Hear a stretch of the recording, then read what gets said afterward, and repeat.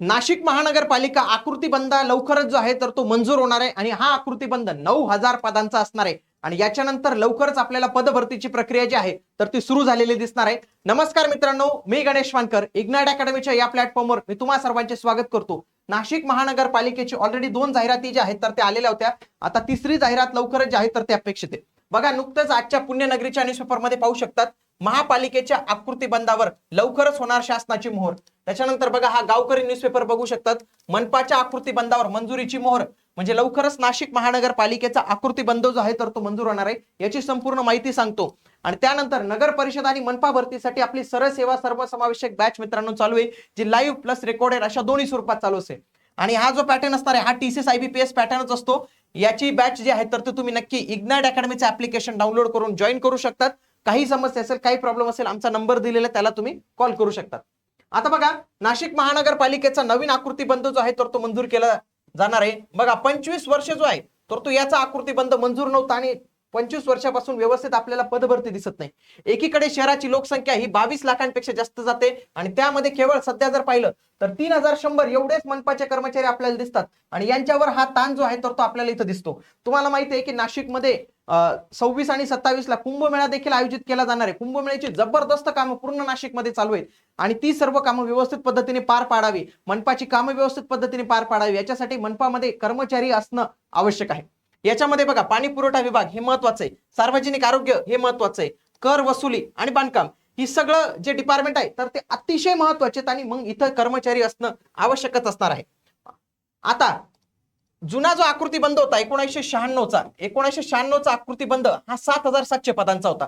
पण सध्या जर पाहिलं पदभरती निघत नाही आहे आणि काही लोकांनी निवृत्ती घेतली, कोविडमध्ये काहींचा मृत्यू झाला, तर आता फक्त 3100 एवढेच कर्मचारी सध्या मनपामध्ये जे आहेत तर ते कार्यरत आपल्याला पाहायला मिळतात। बघा, 1996 मध्ये 7,092 पदांचा आकृतीबंध मंजूर करण्यात आला, तेव्हा महानगरपालिका क याच्यात होती।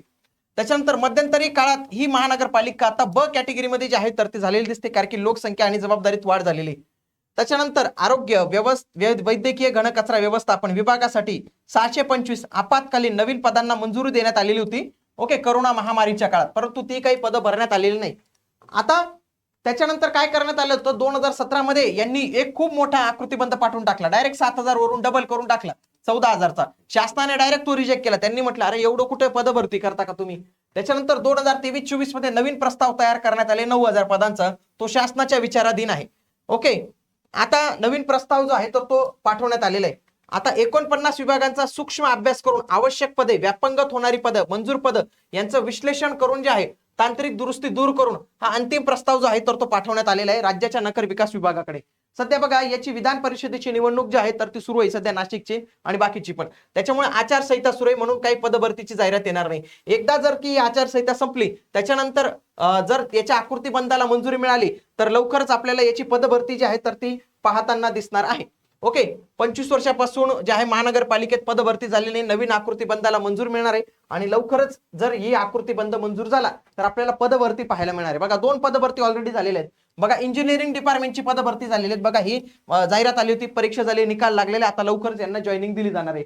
त्याच्यानंतर अग्निशमन विभागाची पदभरती झालेली, आय थिंक त्यांचं ग्राउंड वगैरे काहीतरी बाकी आहे, तर हे पण पदभरती झालेले। आता बाकीचे जे डिपार्टमेंट आहे त्यांची पदभरती बाकी। आता याची परीक्षा कोण घेऊ शकतं, बघा, नुकतीच यांची जी एक्झाम आहे तर ती TCS ने घेतली, तर TCSच यांची एक्झाम जी आहे नाशिक महानगरपालिकेची घेणार आहे। आता एक्झाम पॅटर्न कसा असणार आहे, बघा, हा इंजिनिअरिंग साठीचा एक्झाम पॅटर्न होता, मराठी, इंग्रजी, सामान्य ज्ञान आणि संबंधित विषय।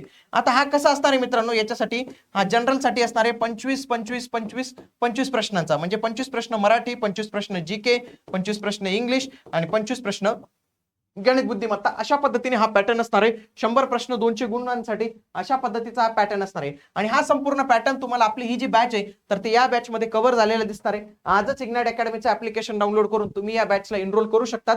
भेटूया पुढील व्हिडिओमध्ये, तोपर्यंत जय हिंद, जय महाराष्ट्र, धन्यवाद।